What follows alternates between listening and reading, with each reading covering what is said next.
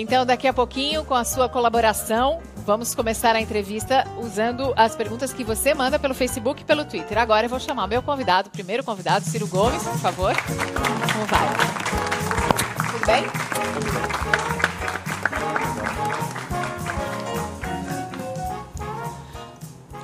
Bem-vindo. Obrigado, Mariana. Soube que o senhor está morando em São Paulo. Estou trabalhando na Companhia Siderúrgica Nacional e aí transferi a minha casa para cá, mas volto sempre ao meu Ceará. Então já pode ser candidato aqui pelo estado de São Paulo? Não.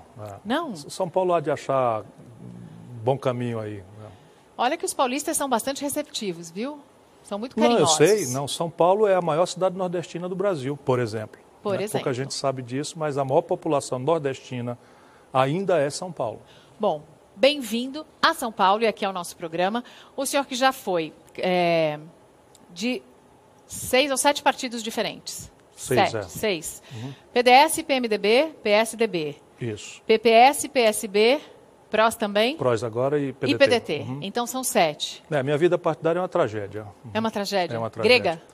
Não, grega não, porque o desfecho é sempre uma coisa que eu posso, depois de 36 longos anos de vida pública, afirmar que eu fiz isso para preservar os meus princípios, a minha respeitabilidade.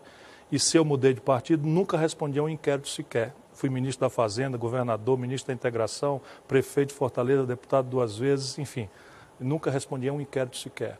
Né? Bom, então, recorde. Isso, minha obrigação, nada mais é do que a minha obrigação. Sair incólume da política brasileira num período em que, por exemplo, vamos falar do nosso Congresso, entre deputados e senadores no nosso Congresso, 1 em cada 3 ou 4 responde a um processo, por exemplo. Sim. O senhor acha que o presidente da Casa, da Câmara dos Deputados, Eduardo Cunha, tem condições de continuar presidente com tudo que tem contra ele? Ele jamais poderia ter sido eleito.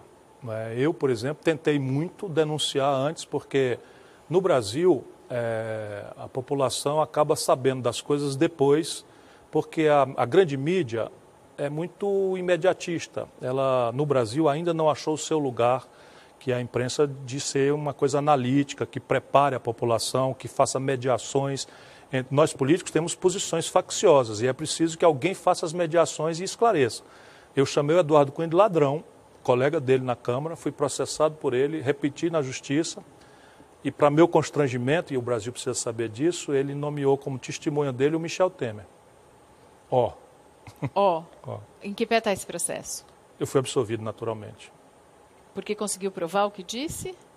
Porque eu pedi à juíza a oportunidade para provar o que disse e ela me disse que simplesmente eu tinha direito disso como a inerência do meu mandato de deputado. Vamos ver. Mas agora o Brasil todo está sabendo. Então, o Brasil todo está sabendo, mas eu não sei se o Brasil todo consegue compreender a dimensão que isso tem. Eu acho que o Brasil... Não, é muito grave. A população tem a sensação, Mariana, de que o mundo político é um pardieiro de pilantras sem exceção. Mas pode repetir isso. repetir E isso é muito grave, porque não é assim. E democracia não é um regime de concessão, é um regime de conquista. Então, o nosso povo precisa fazer um esforço para selecionar e separar o joio do trigo. Nenhum anjo vingador vai fazer isso por nós. FHC disse isso, sentado aí mesmo nessa poltrona, que, infelizmente ou felizmente, para o bem ou para o mal, quem escolhe é o povo. Então, se tem um bando de ladrões ou achacadores ou uma quadrilha no Congresso, ou como nossos representantes no Legislativo, quem escolheu fomos nós. A maneira da escolha está errada? Ela pode melhorar? A representatividade pode sempre melhorar. Pode ser mais... Não esqueçamos, para relativizar um pouco o nosso drama, que não é pequeno, que nós temos uma democracia muito verde. O Brasil não inteirou ainda 25 anos de democracia. E esse já é o mais longo período de vivência democrática do país. E democracia, eu vou repetir de novo, não é um regime de concessão, que um anjo vingador desce do céu, estala o chicote e bota as coisas em ordem por nós. Democracia é um regime de conquista, de cidadania. Você tem que fazer um esforço, não pode ser leviano na hora de votar. E eu não tenho segregação de notoriedade. Por exemplo, o Tiririca, meu conterrâneo querido, é um deputado respeitabilíssimo, está cumprindo religiosamente suas obrigações. Então, não é essa segregação. A segregação deve ser de 2 naturezas. Uma moral, como filtro, porque, a rigor, todos os políticos têm que ser decentes, como a maioria esmagadora do povo é. E se há uma fração tão grande, e pior que isso, se há uma sensação de que todos são pilantras, alguma coisa está errada conosco que votamos. Com o povo brasileiro. Isso é que uma certa elite quer provar. Agora, em 30 anos, em menos de 30 anos de democracia, 2 pedidos de impeachment, isso enfraquece a noção dessa democracia? Pode enfraquecer e pode fortalecer. Por exemplo, o impeachment do presidente Collor fortaleceu muito a cultura democrática brasileira. E ali a sociedade brasileira, evidentemente que já faz um certo tempo, nós somos uma sociedade muito jovem, a informação hoje é muito descartada, a memória nossa não é muito cultivada, parte disso, de novo, a grande imprensa tem uma certa culpa ou responsabilidade, eu prefiro esse termo do que culpa, né? Mas ali houve um consenso, as grandes instituições centrais do país, aquelas que não têm lado, aquelas que estão sempre do lado do povo, como a OAB, a Associação Brasileira de Imprensa, a ABI, a CNBB, Conferência Nacional dos Bispos do Brasil, né, a CUT, a UNE, essas instituições todas estávamos todos do mesmo lado. Houve um absoluto consenso no país por aquele impeachment. Esse não. Esse é um aprendizado com uma escalada que, em vez de meter um sargentão para quebrar a regra democrática, você encontra um pretexto e vai via fragilidades do próprio sistema tentando criar, né, uma aparência de legalidade no que é um golpe puro e simples. A gente tem algumas opiniões a respeito do pedido da abertura de impeachment. Vamos ver algumas. Nós temos denunciado as irresponsabilidades do governo, as ilegalidades durante a campanha eleitoral. Isso não é golpe. Nós estamos falando de algo que está previsto na Constituição. Esse Congresso não faz nada que não seja sintonizado com o sentimento da população brasileira. Um pouquinho de respeito, meu amigo Aécio, com o povo brasileiro. O povo brasileiro não tem nada a ver com a eleição do Eduardo Cunha, que é formador de quadrilha, ladrão, e como tal está processado com dinheiro escondido na Suíça, roubado do povo. Mas foi o povo que votou no Eduardo Cunha para ele estar ali em primeiro lugar. Uma fração dos eleitores brasileiros no Rio de Janeiro carregue essa culpa. Mas dizer que o Congresso brasileiro não cometeu nada que não seja em função do povo, não é verdade. A decisão pelo impeachment foi política? Evidentemente. Foi vingativa? Evidentemente, foi uma chantagem sórdida. O governo errou porque confraternizou, bailou com esse cidadão o que não podia ter bailado, perdeu um tempo precioso de chamar a sociedade brasileira e dizer: olha, meu irmão, eu estou aqui arrostando impopularidade, estou sentindo a sua incompreensão, e transigi, nomeei ministro, dei para trás, me humilhei, para tentar trazer o país em paz. Agora chega, está aí a economia indo para o brejo, está aí os empregos sendo ameaçados, o salário já não dá conta de pagar a perspectiva de consumo que a população muito justamente adquiriu ao longo dos últimos 12 anos, está tudo dando para trás, e eu preciso trabalhar. E desde o dia que eu tomei posse, se eu fosse a Dilma, eu teria feito isso. Tem um grupo de deputados, senadores, de políticos que não me deixam trabalhar.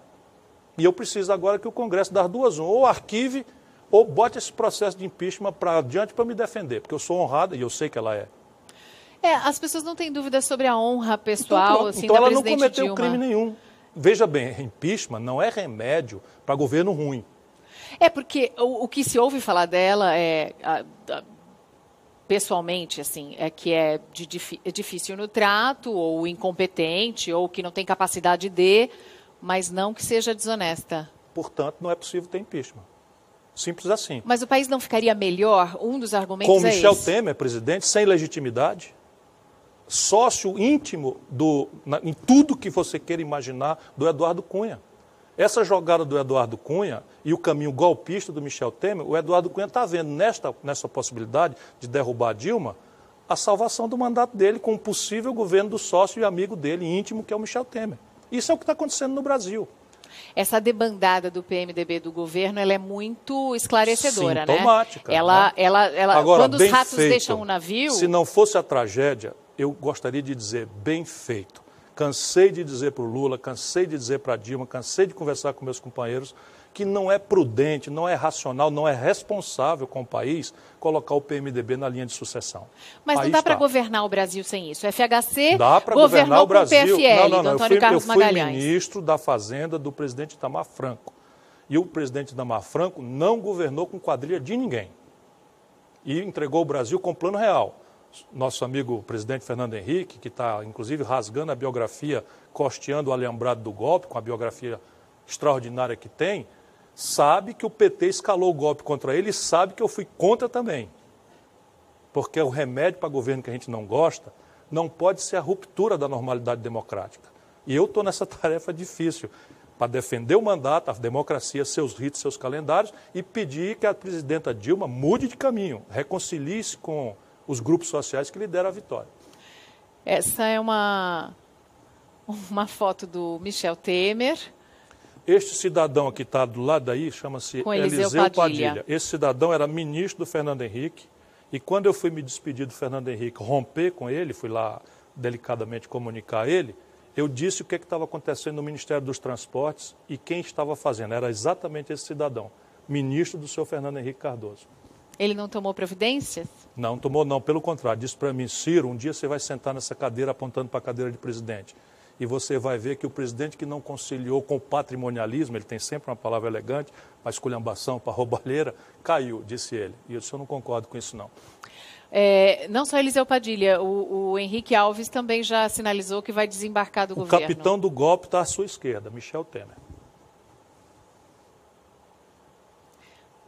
Vai ser presidente mesmo? O senhor acredita que isso vai... Vai não, porque se ele for, quem vai entrar com pedido de impeachment no primeiro dia sou eu. E quero anunciar para o Brasil, eu já estou com cópia dos decretos de pedalada fiscal que ele assinou como interino da presidência da República. Só para você ver a molecagem, como é que funciona no Brasil. Estão acusando a Dilma de ter cometido pedaladas fiscais, que não é crime de responsabilidade, sendo um problema. Não está certo fazer. Mas vamos explicar para a população. Tem que pagar o Bolsa Família, não tem dinheiro no caixa. Não arrecadou, aí diz a Caixa Econômica, paga aí que amanhã eu te pago. Isto é o que se chama pedalada fiscal. O Banco do Brasil tem que fazer o crédito rural. E aí uma diferença entre o crédito subsidiado para o agricultor e aquilo que é a taxa de juros brasileira, imoralíssima, que o governo da Dilma também está patrocinando. Serviço pesado meu, defender o mandato e mandar ver nos erros do governo da Dilma, que não são poucos. Mas volto a dizer, ninguém aproveita a ruptura democrática. Pois bem, manda o Banco do Brasil fazer o crédito rural, que depois eu te pago a diferença. Isto é o que estão acusando. O senhor Michel Temer assinou vários desses decretos também. Esse novo orçamento que foi aprovado, isso entra nesse cálculo? Não, isso esclarece o que já estava acontecendo. Você entrou no Brasil, quando o Fernando Henrique, esse filme velho, a gente repete como farsa. Quando o Fernando Henrique se reelegeu, eu fui candidato a presidente da República em 98.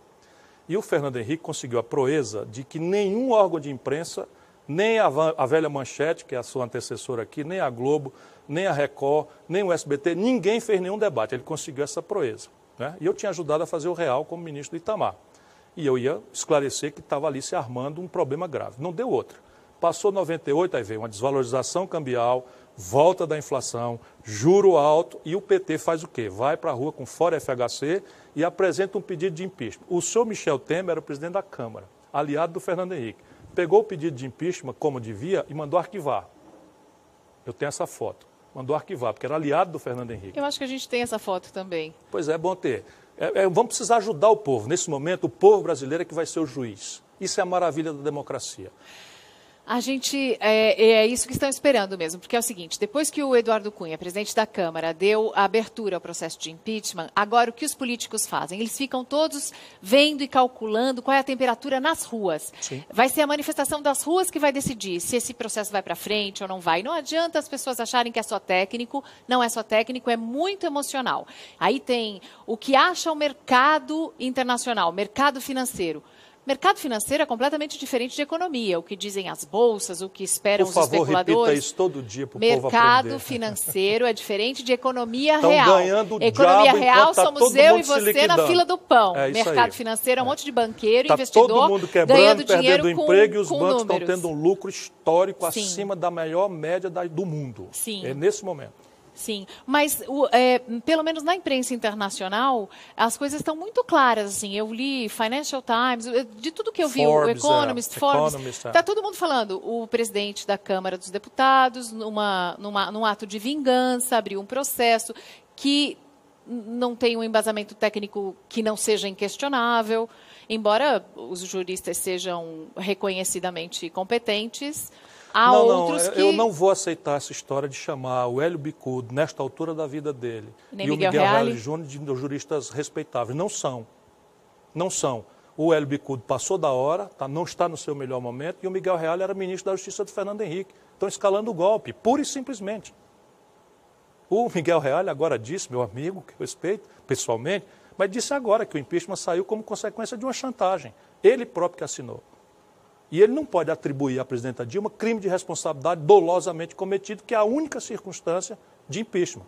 Volto a dizer, remédio para governo que a gente não gosta não é romper a democracia, seu calendário. Por quê? Porque isso imediatamente introduz um elemento de instabilidade, introduz violência na política, pode ter certeza que vai acontecer, e nós não vamos deixar isso acontecer.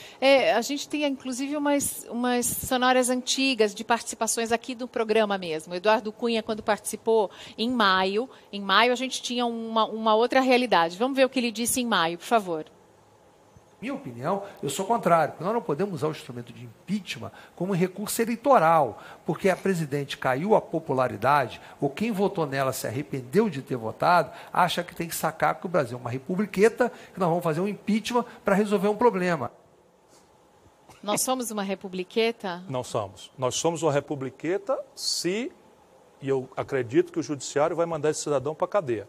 Não demora. Vamos confiar, as instituições estão funcionando, há um rito, há um tempo, ele nos exaspera, nos impacienta, mas esse vai para a cadeia. Só para provar que o Brasil não é uma republiqueta. Mas o impeachment não é uma ferramenta prevista na Constituição, não faz parte do processo democrático? Faz, normal, desde que a causa bastante para iniciá-lo seja eloquente.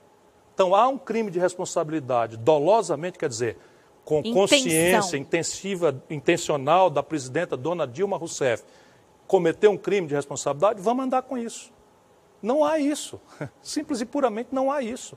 Aí a população precisa saber, eu estou zangado porque perdi meu emprego. Meu irmão, estou com você. Eu votei na Dilma, estou muito aborrecido com o andamento do governo. A gente cearense, a quem eu devo tudo, deu 76% dos votos na Dilma. Primeira consequência... A Dilma venceu as eleições com a votação do Nordeste. Não, é verdade. Ela ganhou no Sudeste. Ela ganhou tudo, mas na apuração ela ganhou do Aécio Neves em Minas Gerais. Vamos ter clareza. Ela ganhou do Aécio Neves em Minas Gerais. Eu, Ciro Gomes, quando fui modestamente candidato a presidente da República nas duas vezes, ganhei no Ceará nas duas. Porque se eu não ganho no lugar que me conhece, como é que eu posso me propor a governar um país? O Aécio perdeu em Minas, a Marina perdeu no Acre. E aí vai imputar no Nordeste, o Ceará deu 76, ela perdeu em Pernambuco. Essa foto é de quando? Isso daí, acho que foi uma visita que nós fizemos, foi uma visita que nós fizemos no projeto São Francisco. Ele era governador de Minas, eu sou amigo do Aécio há 35 anos. E você é ministro da Integração. Eu ministro da Integração, Dilma ministro da Casa Civil, Lula presidente. Vamos ver se as perguntas já estão chegando pelas redes sociais. Eu quero ouvir o que o pessoal que está assistindo em casa está com dúvida e querendo saber do Ciro Gomes, JP. Então sim, Mariana, estão chegando sim bastante perguntas, tem bastante gente elogiando também a postura do Ciro Gomes. E o Pedro Hélio pergunta aqui, Ciro Gomes, se realmente a Dilma for retirada do poder, o Brasil conseguirá se reerguer? O que será feito? Haverá 20 anos de instabilidade no Brasil. Quem duvidar disso, veja o que está acontecendo na Venezuela. A elite da Venezuela é muitas vezes pior do que a pior fração da elite brasileira. E resolveu escalar uma atitude golpista, como essa, fizeram um impeachment imitando o que nós fizemos aqui. O único impeachment da história do direito constitucional moderno que aconteceu no mundo foi o Brasil que fez com o Collor. O segundo, já a consequência da influência enorme que o Brasil tem na América Latina, foi feito contra o Carlos Andrés Pérez na Venezuela, com um componente já muito forte de legitimidade.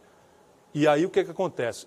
Produziu-se o Chaves, produziu agora um sub-Chaves, muito pior do que o Chaves, que é o Maduro, e a Venezuela está conflagrada, ingovernável, faltando comida no supermercado, gente morrendo, processo eleitoral sob suspeita, a sociedade completamente rachada. E eu não quero isso para o Brasil, e no limite do que eu puder, não quero nem saber o risco, não vou deixar acontecer. Um recado, então, para todo mundo. Cuidado com o que você deseja. É um bom recado, não, vamos porque protestar, a gente nunca sabe vamos protestar. O que pode a Dilma acontecer. Precisa mudar de rumo. A Dilma o que ela poderia fazer, rumo. por exemplo? Ela está muito isolada. Tem 2 horas ela aí para explicar? Ela está muito isolada. Tem 2 horas. O Brasil é um país tão extraordinário. O Brasil é um país tão extraordinário que tem 8 alternativas, 10, 12. Na economia você tem um conjunto de alternativas importantes que depende de uma interatividade com o Congresso. Mas vamos supor, como eu estou obrigado, experiente que sou, a saber que nesse momento o Congresso só vai tratar de delegacia de polícia. Um senador preso em flagrante, o outro picareta processado, multado no Ministério Público, pelo Ministério Público da Suíça, porque tentou obstruir. O doutor Janot está assistindo dia a dia o senhor Eduardo Cunha obstruir o caminho da justiça. Isso é caso de prisão, acho que logo mais vai acontecer. Eu confio nas instituições brasileiras. Muito bem, mas agora então não tem Congresso. Então vamos fazer o quê? Vamos ter coragem e reduzir a taxa de juros. Não haverá efeito inflacionário, porque a única inflação que nós temos hoje, penso comovidamente, é consequência da mudança do perfil do câmbio. Explico rapidamente, ninguém compra dólar, o povão não compra dólar, mas come pão. Pão é trigo e trigo é dólar. A gente não compra dólar, mas a gente anda de ônibus, o povão anda de ônibus. O principal insumo da passagem é diesel é petróleo, petróleo é dólar. O povo compra até remédio. Energia elétrica é dólar, gente. Tudo é dolarizado. Então, se você é tinha, no começo desse ano, R$ 2,70 por dólar e chegamos a 4 por dólar, todos os preços vão querer acompanhar isso. Taxa de juros não tem nenhum efeito sobre essa causa. Segundo, os preços administrados pelo governo. O povão tomou 70%, 45%, 70% em alguns lugares, como São Paulo, de reajuste de energia elétrica, preço administrado pelo governo. Não tem nenhum efeito a taxa de juros sobre isso, porque você bota a taxa de juros lá em cima, então reduz a taxa de juros nesse instante, cria algumas ferramentas de capitalização de empresas que você pode fazer, ou via BNDES, ou uma agência nova, capitalizando com a sobra imensa de dinheiro que tem no planeta. O Brasil mesmo tem ainda reservas líquidas muito altas, pode usar uma fração disso sem efeito inflacionário. Os chineses que querem investir no Brasil já entraram aí com 10 bilhões na Petrobras de dólares, já entraram com mais 13 bilhões no setor elétrico. A gente pode fazer isso em direção ao mundo empresarial para proteger o emprego. Os americanos fizeram isso, gente querida. O que falta para ela é a confiança desses mesmos empresários. Não é confiança. Não é confiança? Eu vou dizer como o meu caboclo lá do meu sertão, confiança se adquire com o gesto, não é com conversa. Manda ela tomar um conjunto de providências comprometidas com o desenvolvimento do país para ver se ela não acha um monte de empresário para ajudar. Ela está cercada de pessoas de salvo pouca exceções, imaginação? muito fraco. A equipe ruim, mal ouvida, tisnada de inimigo dentro do palácio. Esse é o ponto. É assim, está pagando o preço. Eu disse para ela lá atrás, o meu problema de ser velho é isso, é que o filme para mim é meio sem graça, que eu já estou vendo o fim faz tempo. Mas não é por nada, é porque eu estou vendo. Você botar o Michel Temer na linha de sucessão, Eduardo Cunha, presidente da Câmara, e você imaginar que vai ter o PMDB em bloco, aí depois outra rodada de chantagem, aí bota um monte de gente para fora, bota um monte de picareta para dentro. Para quê? Para dar nisso que está. Nós temos o PMDB que teríamos sem esse ônus, sem essa irresponsabilidade de entregar a esta quadrilha os destinos potenciais do país, certo? Nós teríamos... O PMDB governa o Brasil há 40 anos. Mas não é verdade. Não é verdade. Vamos lá com clareza. O Itamar Franco não fez a menor concessão, só para ter clareza. Não fez a menor concessão. O Lula, no primeiro mandato, não aceitou a tese que era do Zé Disseu, que nós virou um pragmático sem limites, de que tinha que trazer o PMDB. Nós governamos, eu era ministro. Não aceitei mais ser no segundo mandato, nem no da Dilma, por causa desse erro crasso. Eu conheço o caminho, não é que o PMDB é ruim. Você tem o Requião, que é um grande brasileiro, absolutamente decente, que é do nosso lado. Você tem o ex-governador Jarbas Vasconcelos, que é do PMDB, contra nós, que é respeitabilíssimo. Jarbas Vasconcelos disse que Eduardo Cunha é um psicopata. Sim, eu estou dizendo que tem muita gente séria no PMDB. Nós confraternizamos com a escória. Deixa eu lhe dizer de novo, o Michel Temer é homem do Eduardo Cunha, não é o inverso. Quem fazia todo o serviço prático, ponha muitas aspas nisso, para o Michel Temer, e ele sabe que eu sei o que eu estou dizendo, era o Eduardo Cunha. O Michel Temer, presidente da Câmara, dava todas as matérias que tinham relevância econômica para o Eduardo Cunha relatar, e a gente sabe como era a negociata dele. Vamos ver o que disse o ex-presidente Lula sobre esse pedido de impeachment, porque, de certa maneira, eu às vezes fico pensando que para o Lula talvez fosse interessante que a pupila dele saísse agora, para ele ter um gás em 2018. Porque, às vezes, eu acho que ela toma fogo amigo de todo lado. Vamos ver. Esse que eu acho que é o equívoco do Eduardo Cunha, ou seja, ele está pensando nele e não está pensando no país. E nós precisamos de gente que pense no país agora. Bom, mas antes de dizer isso, foi ele quem pediu a Dilma para fazer essa aproximação com o Michel Temer, para indicar mais ministros do PMDB. Dilma é que o Lula, não sei o que está acontecendo com o meu velho amigo, não sei o que está acontecendo. O Lula não se poupa. Fala diária e compulsivamente, como ex-presidente, que eu seja um militante, né, que fale aí, porque estou precisando militar, estou com medo da ruptura da democracia no Brasil e das sequelas que isso pode trazer para nós. Nós não merecemos, nós precisamos nos concentrar em resolver os nossos problemas reais, né? Os postos de saúde caindo nos pedaços, problema grave, agora nascendo garotos com microcefalia, nós não temos dinheiro para combater o mosquito da dengue em Pernambuco. Esses são os problemas reais do nosso povo. Um surto de crianças nascendo com a cabeça, uma circunferência de crânio pequenininha. E sabe quantas horas a Brasília está dedicando à agenda do povo nesses últimos dias? Nem um minuto. Não é possível isso, Mariana. Desculpa, eu estou assim, até um pouco apaixonado, eu que estou com vontade agora de ser um pouco mais sereno e tal, mas não é possível. Então, como eu não tenho nada a perder, não quero saber de consequências, mas o Lula está cometendo um gravíssimo erro, que é essa tutela pública sobre a Dilma. Que ele converse com ela, que ele a pondere, que ele a aconselhe, está de bom tamanho. Mas o Lula pedir cabeça de ministro, acertar, mudar, trocar, queimar ministro, ele até ontem estava confraternizando com o Eduardo Cunha. Ele só faz isso porque ela permite também, ela abre as portas. Tudo bem, também agora, só para deixar claro, na questão do pedido de impeachment, o senhor considera que essa maquiagem das contas do governo não é motivo... Isso quem diz não sou eu, não é crime. Porque diz o Brocardo latino, eu outrora fui professor de direito, sou advogado, nullum crimen, nulla pena sine lege. Isso é o primeiro artigo de todos os códigos penais do mundo inteiro.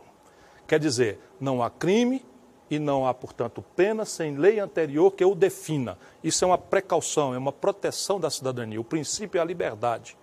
Portanto, só pode ser transgressão, só pode ser crime aquilo que clara e explicitamente... É que o TCU acha que sim. Não, o TCU desaprovou as contas, essas contas foram de 2014, mandato anterior, você não pode fazer impeachment com base em fatos do mandato anterior. Mas se ela foi eleita de novo, desculpa, deixa eu completar o raciocínio. Uma continuidade do mandato? Desculpa, não é. Tá. Para fins de impeachment, não. O Tribunal de Contas, apesar de se chamar tribunal, ele não é tribunal de nada. Ele recomenda, quem julga a conta é o Congresso Nacional. E isso não está julgado ainda. Agora, isto dito, nós não temos, senão, Fernando Henrique fez nos 2 mandatos, Lula fez nos 2 mandatos, e se duvidar, eu, ministro da Fazenda, fiz no governo Itamar. Governadores de estado fazem todo dia, prefeitos de capital fazem também. Portanto, isso não é crime, tá certo? Pode até ser... vamos dizer, uma irregularidade contábil. Ok, é uma irregularidade contábil. Mas isso é atribuível a quem a praticou como ato de ofício, no caso o secretário de Tesouro, jamais a presidente da República. Eu quero as perguntas que vieram pelo Facebook um pouco mais cedo e pelo Twitter, porque tem muita gente que quer saber se o senhor é candidato em 2018 à presidência. Essa é a dúvida do Ricardo. E o Henrique quer saber se o Lula mudar de postura e decidir te apoiar, se você aceita o Lula de vice. Olha, vamos começar por essa segunda. Eu acho, comovidamente, que nós precisamos desarmar essa bomba, que é o confronto odiento, já não é mais político, entre o PT e o PSDB. Isso começou com uma confrontação de São Paulo e não é uma realidade necessariamente válida para o Brasil. Eu me lembro, por exemplo, que o PSDB da Bahia apoiou o Lula. O PT, não sei de onde, fez acordo com o PSDB. Aqui em São Paulo é que esse confronto começou e aqui não tem problema. Porque eles alternam sem nenhum problema e não há alternativa. Não é o caso do Brasil. Se o Lula volta para o processo eleitoral brasileiro, esse confronto vai persistir. É justo? Não, não é justo. Mas assim, se o Lula dizer tem que pensar no país, agora aí vem a minha coisa, é candidato? Eu não quero ser, eu já fui candidato 2 vezes. Ninguém tem ideia de quão inumano é ser candidato a presidente do Brasil na contramão do mainstream. Se você não é o candidato da plutocracia, da grande mídia, como eu não sou, e provavelmente jamais serei pelos valores que eu defendo, pela prática que eu tenho, e eu quero dizer o seguinte, eu fui ministro da Fazenda, entreguei o Brasil crescendo, com superávit primário, quase a pleno emprego, com inflação zero. Fui governador de estado mais popular do país, levanta no Datafolha, que é independente. Fui o prefeito de capital mais popular do país. E, de repente, eu que era o garoto prodígio da política brasileira, porque eu fui tudo isso com 30 anos, com 29, com 36, o último, eu virei o novo Collor. Por quê? Porque eu comecei a falar coisas. E quais são as coisas? Você está esfolando o país por uma questão fiscal, que é correta. Você precisa recuperar a saúde fiscal do país, sem o que o Estado é impotente para fazer o enfrentamento da Zika, né, o enfrentamento, enfim, de todos os dramas do país. Mas hoje o grande gasto corrente fora da curva é juro para banco. E, infelizmente, eles é que dão as cartas no país. Dão as cartas e tem seus candidatos. Sim, senhora. Eu soube que o senhor gosta muito de comida chinesa. Adoro. Então, sobre esse negócio de se vai ser candidato ou não, a gente vai descobrir com eu o não biscoitinho pretendo da ser, sorte. mas acho que vou ser. Vamos descobrir com o biscoitinho da sorte. Deixa eu ver. Olha, que lindo. Cadê o biscoito da sorte? Então, esse é para o senhor, nessa nova lindo. casa aqui em São Paulo, Deixa um conjunto de bolos. Muito obrigado, viu? A gente comprou num gentil. bairro oriental aqui em São Paulo, que é o da Liberdade. Liberdade. Lá tem bastante... Deixa eu apontar para a câmera. Sim. Cadê? Aqui, ó. Não, político recebendo pacote, Olha que lindo. é importante abrir e né? mostrar. Abre e mostra que não é dólar. Mas eu vou pedir, eu vou trazer aqui, então. Tem que rir para não chorar. Tem aqui uma mesinha, mas eu vou trazer aqui. Vamos lá. Biscoito da sorte. Biscoito da sorte, porque assim a gente deixa para os astros decidirem. Posso abrir? Sobre Você pega o para futuro. mim? Obrigado. Obrigado, JP. Consegue ler o biscoitinho? Você Consigo. joga? E ainda vem os números para jogar Esticando o atrás, braço, hein? sim. Mega Sena acumulada. Até a Mega Sena entrou sob suspeita recentemente. Tem que ler em voz alta. Olha que impressionante. Na beira do abismo, puxa as rédeas do cavalo. É para Dilma ou é para você? Para o Brasil. Na beira do abismo, segura o cavalo. É isso que nós precisamos fazer. Muito obrigada, Muito Ciro obrigado Gomes. a você, Mariana. Daqui a pouquinho a gente volta com Raí. Obrigada. Obrigado.